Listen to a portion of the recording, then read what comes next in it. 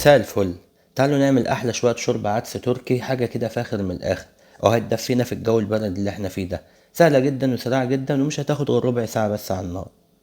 اول حاجه هنيجي في حله كده على النار وهننزل بشويه زيت حلوين، وبعد كده هننزل ببصلايه متقطعه صغير. هنفضل نشوح فيها كده ونقلبها لحد ما تدبل معانا. بعد كده هنجيب معلقه دقيق اللي هو طحين، ويفضل ان احنا نصفيها كده بمصفى عشان لو فيها اي شوائب ولا حاجه اضمن يعني.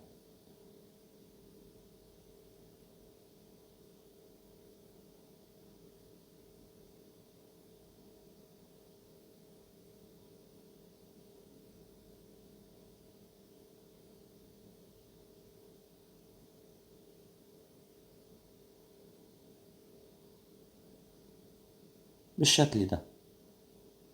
واول ما لون الطحين يختفي كده من الحله، بعد كده هننزل بمعلقه معجون طماطم صغيره.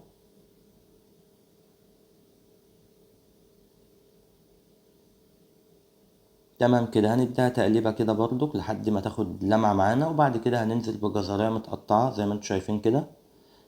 يفضل ان احنا نقطعها صغير عشان ايه تدوب بسرعه. بالشكل ده. هنديها برضو تشويحه مع الخليط اللي موجود ده. وبعد كده هنجيب معلقه كوبايه عدس مغسول ومتصفي كويس ونازلين بيه، وبعد كده هنقلبه نديله تشويحه برضو.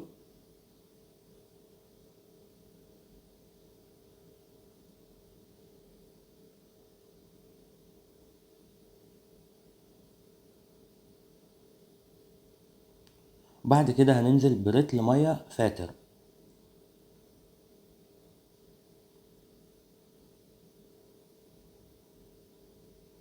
بالشكل ده.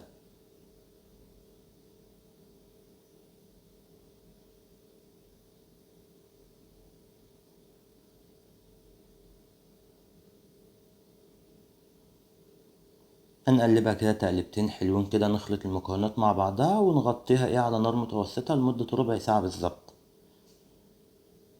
وتبقى كده وصفتنا يعتبر جاهزة معانا.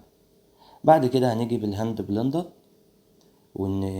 وعلى فكرة ممكن نعملها في الخلاط، بس ما انصحش ان احنا نعملها وهي سخنة، لان الخلاط ممكن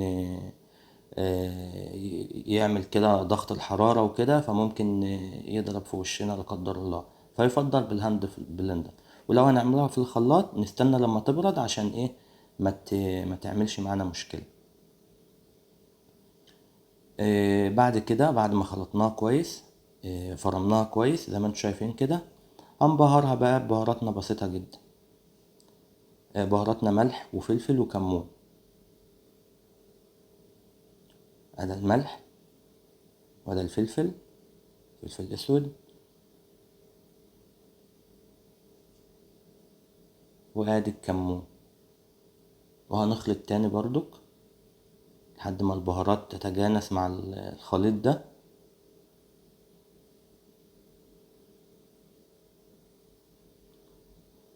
وعلى فكرة احنا ممكن يعني هي القوام بتاعها مظبوط، مش تقيلة قوي ومش خفيفة قوي، هو القوام بتاعها حلو.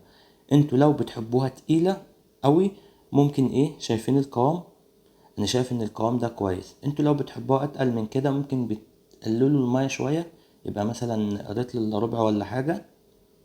او لو عايزينها اخف من كده بنزود الماء شويه. بس هي دي المقادير دي مظبوطه وكويسه، جربوها بالطريقه دي وهتعجبكم جدا. حاجه يا جماعه عظمه. عصره ليمون بقى، بالهنا والشفا على قلوبكم. يا رب يكون الفيديو عجبكم. ولو عجبكم الفيديو ما تنسوش اللايك والشير، واستنوا مننا الجديد دايما. سلام عليكم.